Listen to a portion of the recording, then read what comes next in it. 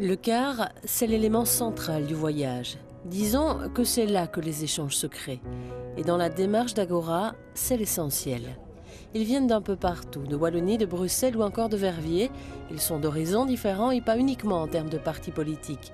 Pendant 4 jours, ils vont partager une expérience commune, un voyage vers la Pologne, mais aussi et surtout la visite des camps d'Auschwitz et de Birkenau. Ça nous permet de vivre ensemble et de discuter, de faire tomber les murs et de se rencontrer avant d'arriver pour cette visite. On n'imagine pas, nous, partir en avion le matin, visiter les camps et revenir le soir. Donc c'est vraiment un moment important de toutes ces rencontres, de cet échange qui nous enrichissent et qui apportent la plus-value à notre voyage.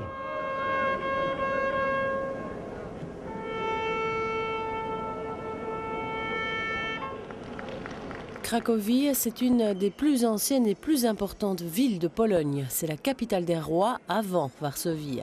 La colline de Wawel attire chaque année des millions de visiteurs. Il faut dire que l'histoire de la ville commence ici, avec ses légendes, mais aussi ses rois. En 1939, Cracovie tombe dans les mains de la Wehrmacht.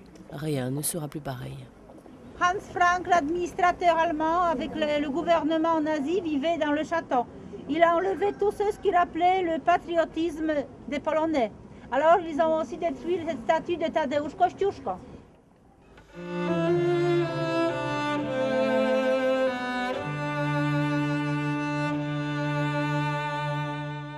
Auschwitz I a vu le jour en 1940 à 60 km de Cracovie. Il est le premier des 3 camps principaux et de leurs nombreux annexes. Auschwitz I a été construite sur une ancienne caserne autrichienne.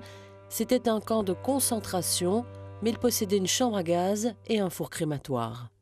Les SS jetaient à l'intérieur, n'est-ce pas, de la chambre à gaz, des cristaux, des granulés de la terre de silice, imbibés, saturés avec de l'acide cyanhydrique, le gaz cyclone B. Et imaginez dans une petite pièce 1000 ou 2000 personnes, alors la température montait, n'est-ce pas? Et cet acide se transformait de l'état liquide en gaz. Il paralysait les poumons, empêchait l'oxygène d'entrer en réaction avec le sang. Alors ces gens s'asphyxiaient, étouffaient.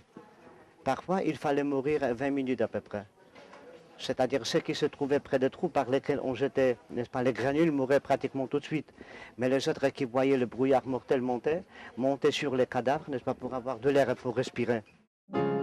Un des actes de cette solution finale, élaborée par les nazis, a vu le jour ici, dans ces murs. Entre humiliation, déshumanisation, terreur, jugement sommaire, meurtre individuel ou collectif et gazage, rien ne sera épargné aux prisonniers. À Auschwitz, les enfants, bébés ou jumeaux feront l'objet d'expériences médicales. Par exemple, la première photo montre une petite juive hongroise âgée de 2 ans, une des triplées destinées aux expériences de Joseph Mengele, un médecin SS appelé l'ange de la mort. Cette Polonaise, n'est-ce pas, avant la guerre, elle pesait 75 kilos. Et 4 mois après la libération, elle pesait encore 25 kilos. Moi, ce que j'ai encore en image, c'est les images avec les cheveux dans la jour d'aquarium. Il y a tous les vêtements, tous ces petits détails en fait, d'objets, de cheveux qu'on rasait, c'est des cheveux, d'accord, mais ils sont encore là, quoi. C'est le fait d'imaginer le nombre de personnes qui sont mortes en fait ici. Quand on a montré les vêtements des bébés, enfin des enfants et tout, surtout, je trouvais que c'était assez choquant. Je n'ai pas du tout aimé ça. C'est se forger une opinion personnelle par rapport à tout ça et vraiment voir par soi-même, pas faire par rapport à certaines personnes qui y sont allées ou parce qu'on entend à gauche, à droite. C'est vraiment là se rendre compte de l'atrocité qui s'est produite ici, de la barbarie humaine et jusqu'où ça peut aller. C'est ça que j'ai du mal à comprendre aussi, c'est comment un peuple, enfin une personne déjà peut haïr tout un peuple. Sous le régime nazi, 6 millions de juifs sont morts, soit les 2/3 des juifs vivant en Europe en 1939. 1 100 000 d'entre eux sont morts ici, dans ces camps d'Auschwitz.